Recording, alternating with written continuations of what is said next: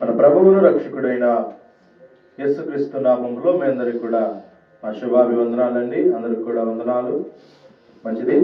మరి చక్కగా మరి పాటల ద్వారా దేవుని నామాన్నంత వరకు మరి కనపరుచున్నాం. మరి కొద్ది నిమిషాలు దేవుని వర్తమానాన్ని కూడా శ్రద్ధగా విందాం. చూడండి, పరిశుద్ధమైన జీవ గ్రంథముల నుండి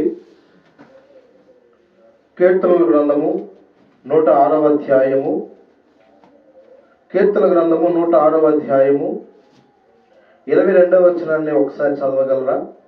పేజీ నెంబర్ 509. పాత నిబంధన గ్రంథములో రాయబడిన పుస్తకము 106వ అధ్యాయము 22వ వచనం. కొద్ది నిమిషాలు కూడా శ్రద్ధగా ఉందాం. ఎర్ర సముద్రమునొద్ద భయము పుట్టించు క్రియలను చేసిన తమ రక్షకుడైన దేవునిని మర్చిపోయిరి. చిన్న ప్రార్థన చేసుకుందాం. పరిశుద్ధుడా, మహాగరుడా, సర్వశక్తిమంతుడా, సర్వాధికారి తండ్రి, మీ ఉన్నతమైన పరిశుద్ధమైన నామాన్ని బట్టి మీకు వందనాలు చెల్లిస్తున్నాం దేవా. ఇప్పటి వరకు పాటల ద్వారా మీరు మహిమ పొందారు. దాసు నలుపుడును అబాకుడు పక్షి నిలబడి ఉన్నాను ప్రభు. అన్నోటికి మీరు బోరుగా ఉండి ఇక్కడ చేరుకుని వచ్చిన వాళ్ళకు మా అందరికి నాయన నీ మాటలను వినగల చెవులను గ్రహించగల మనసులు మీరు దయచేయండి. రావాల్సిన బిడ్డ మీరు త్వరపెట్టి నడిపించి మీరే మహిమ పొందుకోమని క్రీస్తు నామమున పేరిట ప్రార్థించడానికి వేడుకొంచున్నాము తండ్రి, ఆమేన్. దేవునికి స్తోత్రం. ఒకసారి హల్లెలూయా. మంచిది ప్రియులారా, చూడండి, పరిశుద్ధమైన జీవ గ్రంథములో నుండి ఈరోజు దేవుని వాక్యాన్ని మనము ధ్యానిస్తున్నాము కనుక శ్రద్ధగా దేవుని వాక్యాన్ని వినవలసిందిగా మనవి చేస్తున్నాం. ప్రియులారా, ఎందుకు దేవుని వాక్యాన్ని శ్రద్ధగా వినాలి అంటే లేఖనాల్లోనే చక్కని మాట ఉంది. శ్రద్ధ కలిగిన వాడు ఐశ్వర్యవంతుడు అవుతాడట. అది పనిలోనైనా వినే విషయంలోనైనా శ్రద్ధ కలిగి మనం వింటే మనము ఐశ్వర్యవంతులు అవడానికి కూడా గొప్ప అవకాశము ఉంది. అదేంటి, వింటేనే ఐశ్వర్యవంతులు ఎలా అవుతారంటే మరి అంతే. అది ఎలా అంటారేమో, విన్నామనుకో ఆ పని నువ్వు చేసే పని ఎలా చేయాలో నీకు తెలిసింది. ఇప్పుడు ఈ పని చేస్తే విఫలమైంది. అదే శ్రద్ధగా విన్నామనుకో దీని తర్వాత ఇది పని చేయాలా, అలా చేస్తే అలా కలిగిద్ది అని ఒక ఆలోచన మీకు కలిగిద్ది. అందుకని అంటాడు ప్రభు, వినుట వలన విశ్వాసము కలుగును అని కూడా లేఖనాల్లో మరి భక్తులు మాట్లాడి ఉన్నారు. ఈరోజు దేవుని వాక్యం మనం ధ్యానిస్తున్నాం కాబట్టి మరొకసారి శ్రద్ధగా వినవలసిందిగా కూడా అందరికి మనవి చేస్తున్నాం. పరిశుద్ధమైన బైబిల్ గ్రంథములో నుండి కీర్తన గ్రంథము 106వ అధ్యాయము 22వ వచనం చదవమ్మా. ఎర్ర సముద్రమునొద్ద భయము పుట్టించు క్రియలో చేసిన తమ రక్షకుడైన దేవునిని మర్చిపోయారు. మన అంశం ఏంటంటే దేవునిని మర్చిపోయట. మన అంశం ఏంటంటే దేవునిని మర్చిపోవుట. ఈ లోకంలో మర్చిపోవుట అనే విషయానికి వస్తే ప్రియులారా, చెప్పండి, మర్చిపోవుట అనే అంశానిలో మనం ఉన్నాం కాబట్టి ఈరోజు దాన్ని ధ్యానిస్తున్నాం కాబట్టి ఈ లోకంలో అక్కడ పెట్టిన ఇక్కడ పెట్టిన వస్తువులు మర్చిపోయే విషయాలు ఉన్నప్పటికీ కూడా దాన్ని ఏ రీతికైనా ఏం చేస్తాం, దౌలాడుకుంటాం. పలానా చోట నేను అంత పెట్టాను, లేదా పలానా బీరువాలు ఎంత పెట్టాను అన్న ఆలోచనతో ఏం చేస్తాం, కనపడిపోయినా వెతికే విధానము నేటి దినాల్లో ఉంది. కానీ మరి సర్వసృష్టిగతని దేవుణ్ణి వెతికే విధానము, దేవుని తెలుసుకునే విధానం ఎంతమందికి ఉందో చెప్పండి? ఎవరికి కూడా అది లేనే లేదు. ఆయన ద్వారా మేలు పొందిన వారు ఇక్కడ ఉన్న మనలో కూడా చాలా మంది ఉన్నాం. ఆయన ద్వారా మేలు పొందిన వాళ్ళు కూడా ఈరోజు మీలో ఉన్నారు. కానీ ఉన్నా కానీ సుఖం లేదంటున్నా నేను. అదేంటి? అవును, ఎందుకంటే ప్రియులారా, ఆ టైంలో అదే నీకు వేదన, బాధ, దిగులు, దిక్కరాంతి చెందిన సమయంలో ఆయనతో ఉన్నంత సన్నిహితం మేలు పొందినాక లేనే లేదు. అప్పుడులో ఉన్నంత ఆసక్తి ఇప్పుడు లేనే లేదు. అప్పుడు ప్రార్థన అంటే ఎంతో ఆసక్తి కనిపించావు. దేని కొరకు చెప్పనా?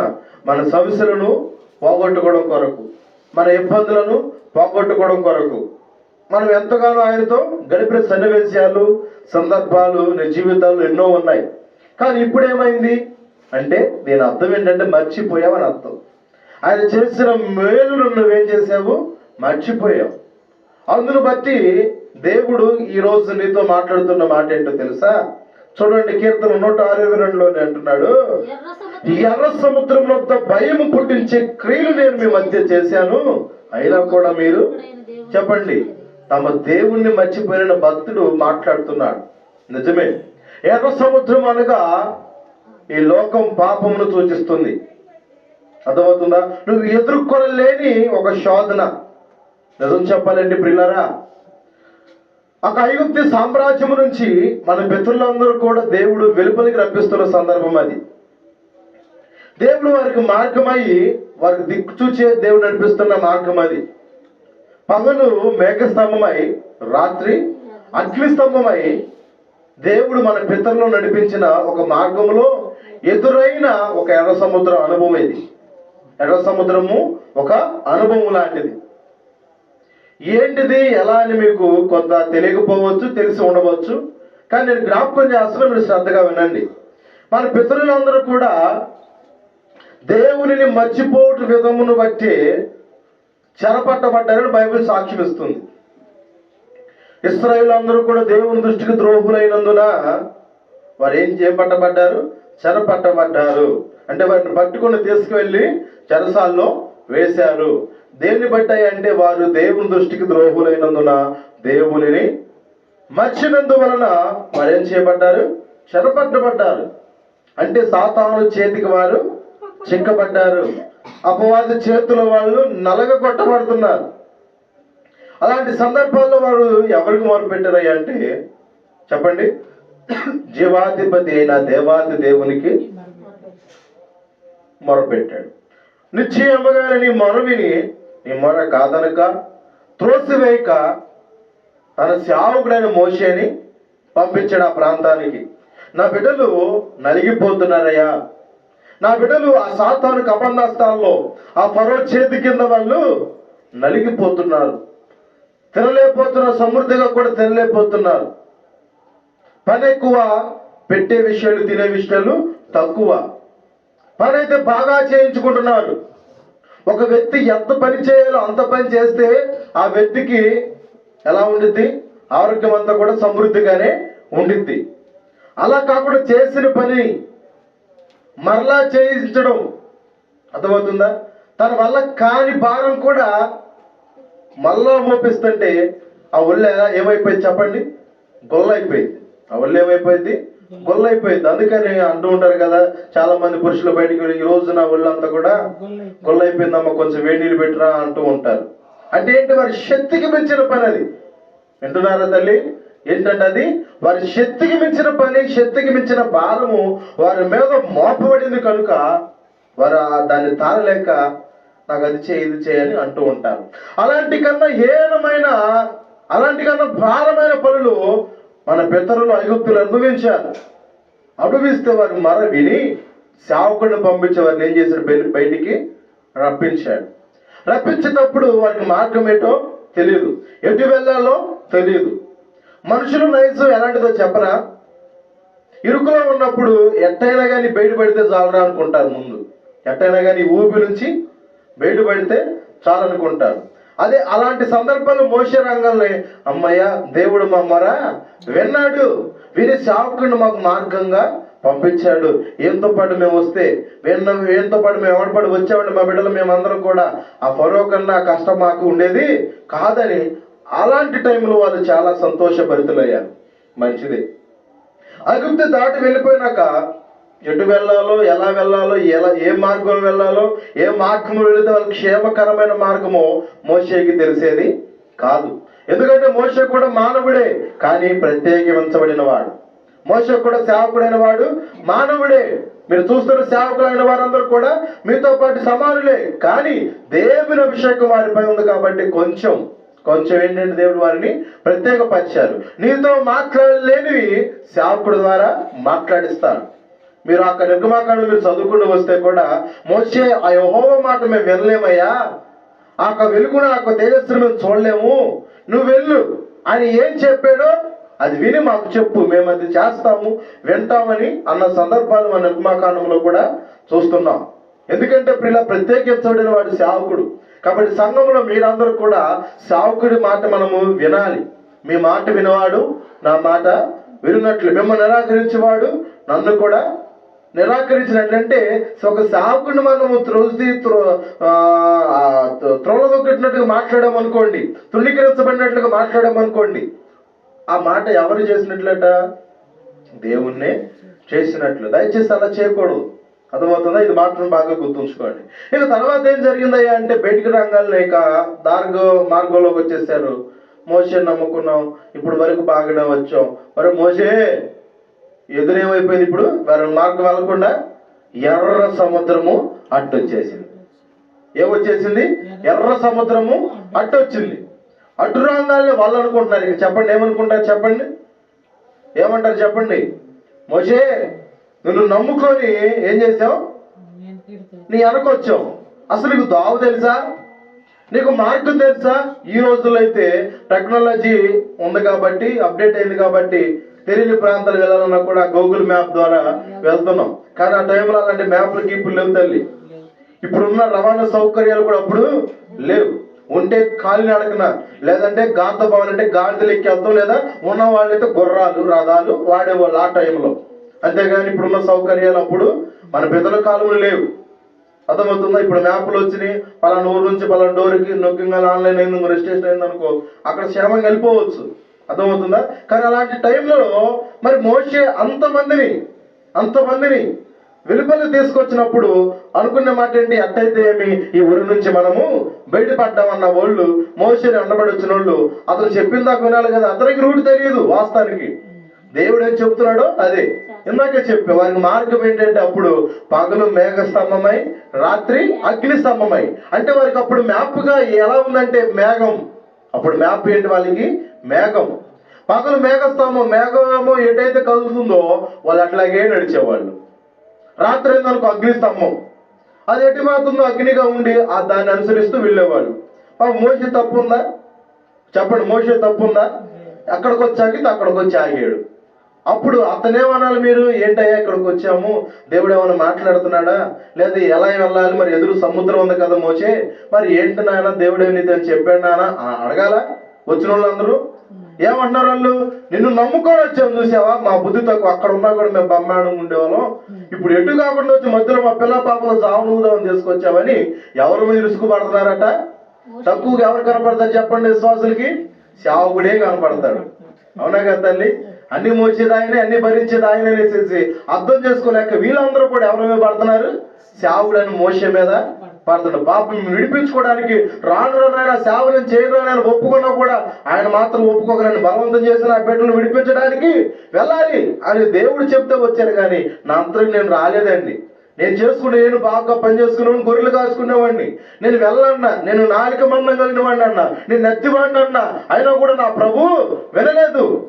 నువ్వు వెళ్ళాల్సిందే, నీ నోటికి నేను బోరగా ఉంటాను, నీ అందరూ నీకు తోడుగేస్తానన్నాడు. నేను వచ్చాను. ఇవన్నీ మీకు తెలియదు. సంఘానికి వాళ్ళు చేసిన త్యాగాలు విశ్వాసుల తరాలకి తెలియదు.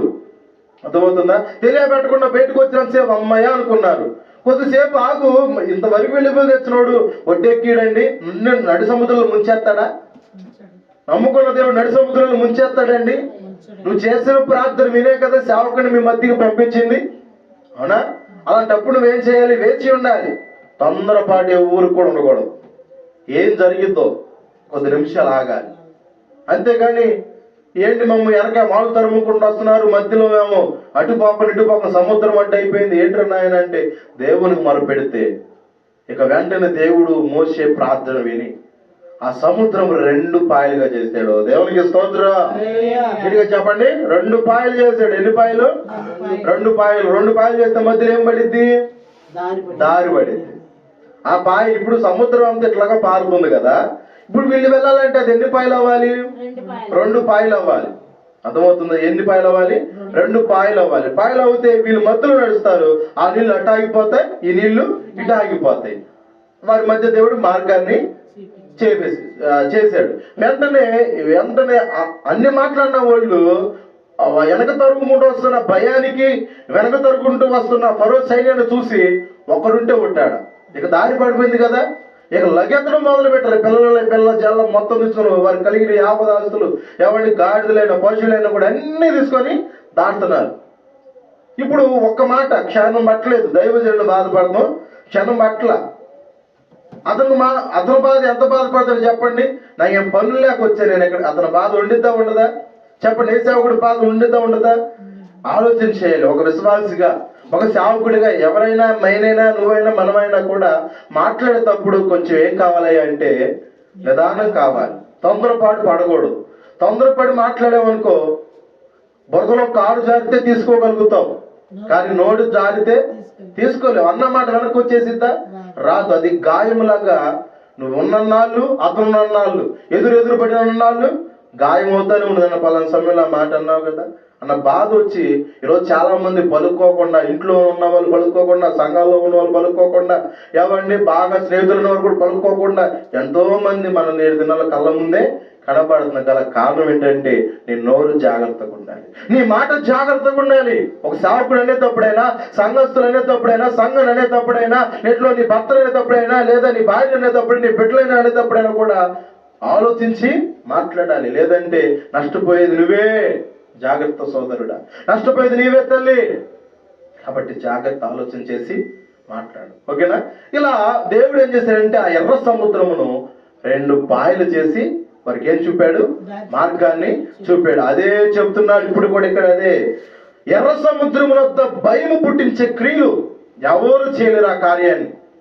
సముద్రము ఎంతవరకే ఉందని చెప్పగలుగుతామా? ఇప్పుడు మన ఊర్లో ఒక మూల చెరువు ఉంది, చుట్టూరు దానికి ఏముంటుంది? ఒక గనులాగా ఉండి ఎంత మటుకు చెరువు ఉందరా అనుకుంటాం. సముద్రానికి ఇప్పుడు బీచ్కి వెళ్తున్నారు కదా, బీచ్కి వెళ్ళి ఈ ధర్మం చూస్తున్నాం. సముద్రం ఏడా ఎండింగ్ అయిందో తెలుసా? తెలియదు. దాని కోణం, దాని ఆ కొలతలు ఎంత పరిమాణంలో కూడా మానవుడికి ఏమీ తెలియదు. కనపడేది నీకు కనపడిద్ది, ఎంత పడుకుందో అది మనకి తెలియదు. మరి అలాంటి టైంలో అలాంటి కార్యం చేసినప్పుడు అది ఎంతగా మర్చిపోవాలండి? మర్చిపోవాలా? మర్చిపోకుండా సన్నివేశం అది. చాలా మంది నా జీవితంలో ఎప్పుడు కూడా మర్చిపోని సన్నివేశం అండి అది. అలా ఎప్పుడు మాత్రం చెప్పండి.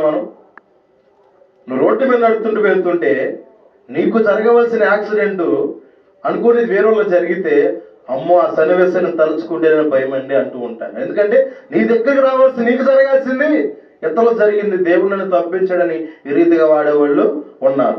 లేదా గొడవలైనప్పుడు, లేదా మనం అనుకున్న వాళ్ళు మనకే బాధ కలిగించే మాట మాట్లాడినప్పుడు అది మనసుకు గాయమైంది కదా, అప్పుడు అంటూ ఉంటారు నేను కళ్ళలో కూడా అది మర్చిపోలేనది. అర్థమవుతుందా? మర్చిపోయిన సన్నివేశం అండి. వాడు అలా చేస్తాడు అనుకోలేదు, ఆమె ఇలా చేసిందని నేను అనుకోలేదని అలాంటి మాటలు మాట్లాడతాం. అంటే అది మర్చిపోలేని సన్నివేశం. అలాంటి కార్యమే కదా ఇది. ఎర్ర సముద్రం 2 పాయలవ్వడం, వారి మార్గంలో వెళ్ళిపోవటం, క్షేమంగా తిరిగి చేర్చడం, అది మర్చిపోలేని సన్నివేశమే కదా. కానీ ఏమయ్యారట? మర్చిపోయారట. అదే అంటున్నాడు. ఏమని? ఎర్ర సముద్రం అంతా భయం పుట్టించే క్రియలు కదా ఆయన కార్యాలు, కానీ తమ రక్షకుడైన దేవునినే మర్చిపోయారు. ఈరోజు ఈ విషయం ఎందుకు చెప్తుంది తెలుసా ప్రియులారా? మనము కూడా ఇలాగే, మనము కూడా వీళ్ళ వలే ఏం చేస్తాం చెప్పండి? మనం కూడా మర్చిపోయిన తరుణాలు ఒకటా రెండా అండి? అనేకమైన విషయాలు మనం మర్చిపోయాం.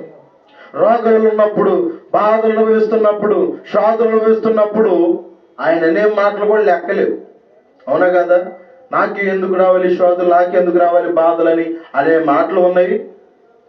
ఇంకా కొంచెం మనసున పొరపరుచుకొని ఆలోచన చేస్తే నేను ఇలాంటి స్థితిలో ఉన్నానంటే అది దేవుని కృప కాదా అని అనుకునే సందర్భాలు మరికొందరు ఉంటారు. ఈ 2 చేయకుండానే నాకేం చేశాడనే వాళ్ళు కూడా ఉన్నారు. చేసి అనుభవించి కూడా అలాంటి వాళ్ళు ఉన్నారు 7 దినాల్లో. కానీ నువ్వు ఏ సందర్భంలో ప్రభుని మర్చావు, ఏ సమయంలో ప్రభుని విడిచిపెట్టావో, ఏ ఇరుకును బట్టి, ఏ ఇబ్బందులను బట్టి, ఏ శోధనను బట్టి ప్రభుని మర్చిపోయి శరీరేచ్ఛలను బట్టి లోకమునికి ఏమో పడ్డావో ఒకసారి నువ్వు పరిశీలన చేయాలి. తల్లి అర్థమవుతుంది? ఏం చేయాలి? ఒకసారి పరిశీలన చేయాల్సిన బాధ్యత ఎంతైనా కూడా ఉందని మీరు అర్థం చేసుకోవాలి. అందుకని ప్రియులారా, ఇలాంటి కార్యాలు చూసిన మనమే మర్చిపోయాం. కానీ ఎవరు మర్చిపోలేదంట? దేవుడు కాదు. ఇక్కడ ఇప్పుడు కళ్ళ ద్వారా సముద్రం 2 పాయలు అవటము ఎదురున్న వాళ్ళు తెలిసిద్దా లేదండి? తెలిసిద్ది. వాళ్ళు మర్చిపోవడం అసంభవం, అది జరగదు. ఎందుకంటే అది చాలా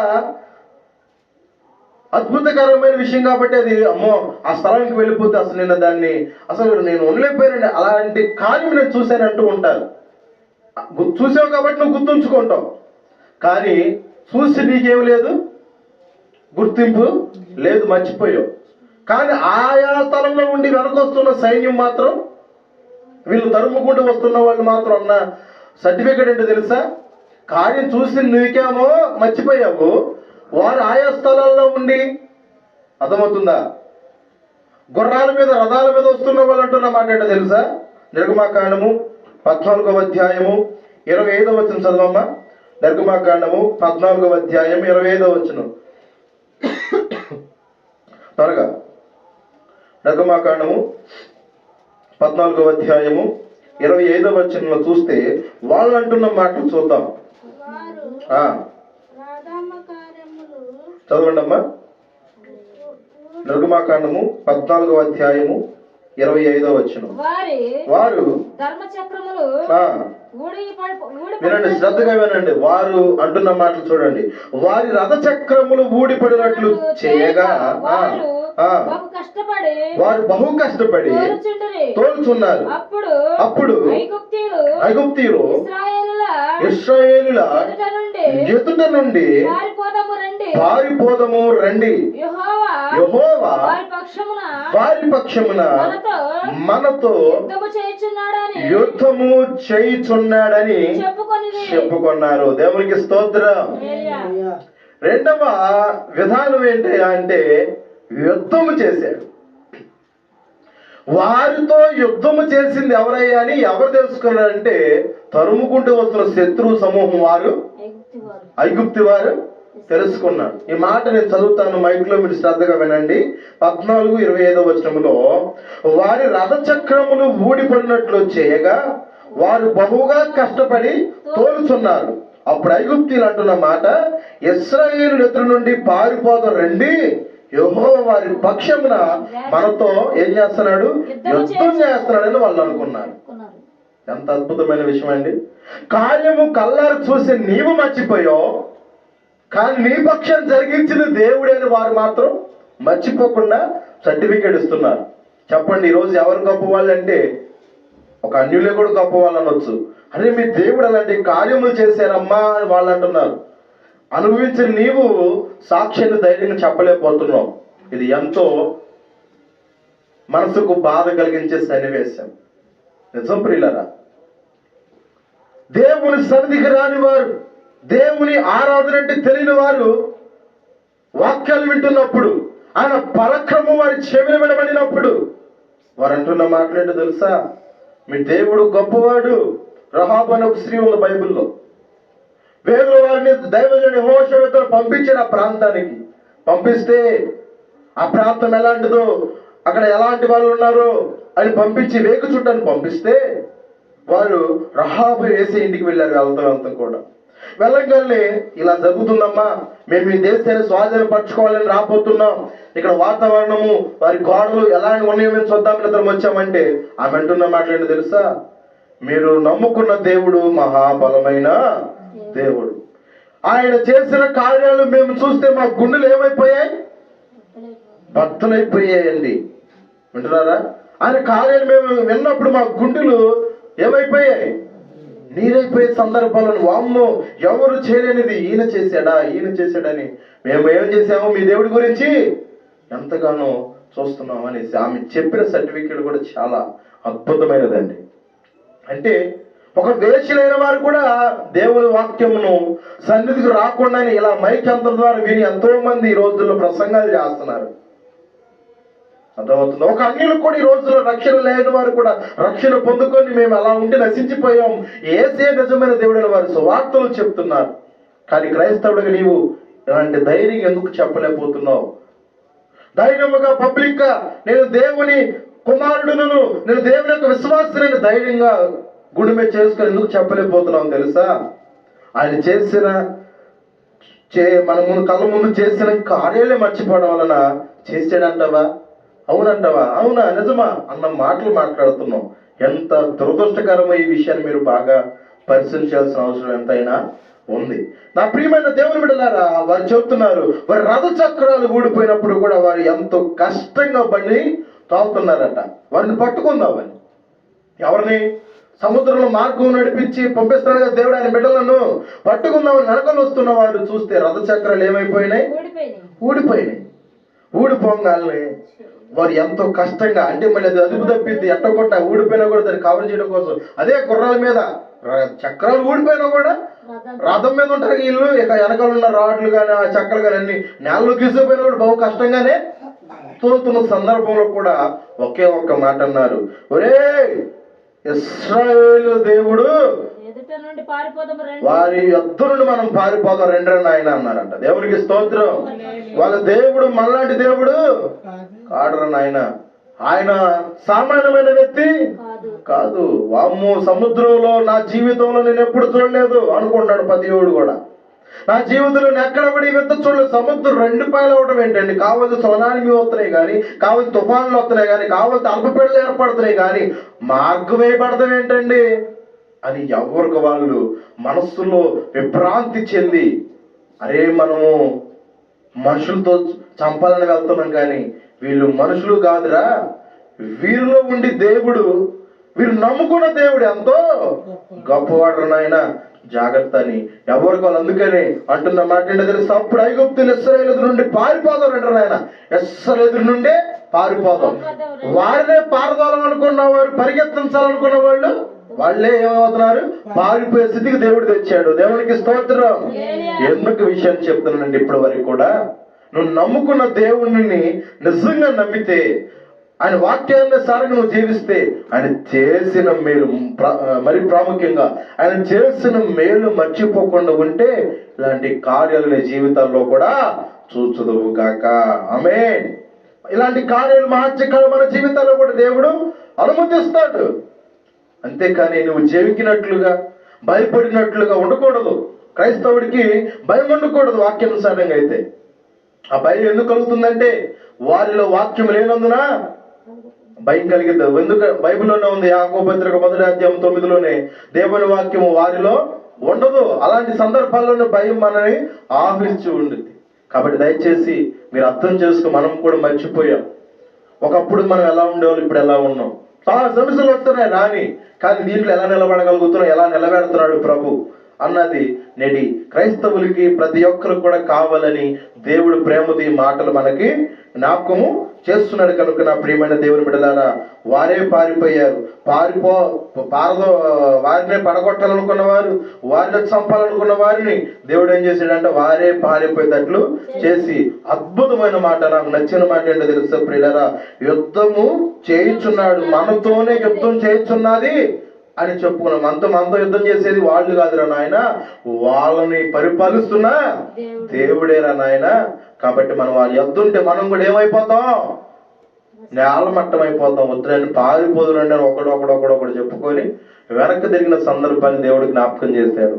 నువ్వు ఒకటే చేయాల్సింది, ఆయన మర్చిపోకుండా, ఆయన చేసిన మేలు మర్చిపోకుండా, ఆయన జీవితంలో జరిగించిన ఆశ్చర్య కార్యములు మర్చిపోకుండా నువ్వు నిత్యము స్తుతించగలిగితే, అదే భక్తుడు అన్నాడు కదా, నా ప్రాణమా యెహోవాను సన్నుతించుము, నా అంతరంగమా సమస్తమా యెహోవాను సన్నుతించము. ఆయన చేసిన ఉపకారములను దేనిని మరొక సన్నుతించు అంటాడు. అలాంటి విధానము నేటి సంఘాల్లో ఉండాలి. ఇవి లేవండి, ఇలాంటి సంఘాల్లో కూడా ఇలాంటి విధానాలు లేవు. నిజం. మీరు ఎందుకంటే ఎలా ఉందంటే, ప్రోత్సహిస్తే చేయాలమ్మా, చెప్పుకోవాలమ్మా అంటే ప్రార్థన పెట్టే విధానాలు ఉన్నాయి కానీ దేవుడు నా జీవితంలో చేసాడు నేను చేసుకోవాలని అన్న వాళ్ళు విశ్వాసుల రోజుల్లో లేరు. ఉన్నారా? లేరండి. ఎక్కడ ఖర్చు, ఎక్కడ భారం అని ఇలాంటి విధానాలు చాలా మంది ఆలోచిస్తున్నారు. కానీ ఇది చేయమని బలవంతం కాదు. ఇవన్నీ కూడా ఒకరు చెప్తే వచ్చేది కాదు. నీ నుండి నీకే మనసు పుట్టాలి. అప్పుడు నీవు నా బిడ్డ నేను అలాంటి స్థితిలో ఉన్నప్పుడు విడిపించానని, విమోచించానని, ఎదుగున స్తుతిస్తుందని నిన్ను బట్టి దేవుడు సంతోషించడా? అలాంటి వారుగా మీరు అందరూ కూడా ఉందురుగాక. ఆమె ప్రార్థన చేసుకుందాం. ఈ గొప్ప సందేశాన్ని దేవుడు వెనుకల్లో దీవించి మిమ్మల్ని అందరూ కూడా ఆశీర్వదించును గాక. దేవుని చిత్తమది మరొకసారి మనం ఈ యొక్క వాక్య భాగాన్ని ధ్యానం చేద్దాం. అందరూ కూడా తల వంచండి, కళ్ళు మూసుకోండి. ప్రార్థన. దేవా, నిజంగా నేను మర్చిపోయానయ్యా, నీ కార్యములు మర్చిపోయానయ్యా. ఒకప్పుడు నేను ఏ స్థితిలో ఉన్నానో నాకు తెలుసు, ఏ స్థితిలో ఉన్నానో నాకు తెలుసు అయ్యా. అయ్యా, నేను ఎక్కడ పడిపోయానో నాకు తెలుసు. ఈ రోజు నిలబడ్డానంటే, ఈరోజు భూమి మీద నైనా నడవగలుగుతున్నానంటే, ఇవన్నీ చూడగలుగుతున్నానంటే ప్రభు, సజీవంగా ఉన్నానంటే కేవలం నీ కృపేణ అర్థం చేసుకోక ప్రభు, నిన్ను మర్చిపోయానని చిన్న ప్రార్థన చేసుకుందామా? అందరూ కూడా తల వంచండి అయ్యా, అందరూ కూడా తల వంచండి అమ్మా. ఎక్కడ వారు అక్కడే కళ్ళు మూసుకొని నిండు మనసుతో చిన్న ప్రార్థన చేసుకుందాం. అందరూ కూడా ఏకీభవించండి, ప్రార్థన చేసుకుందాం.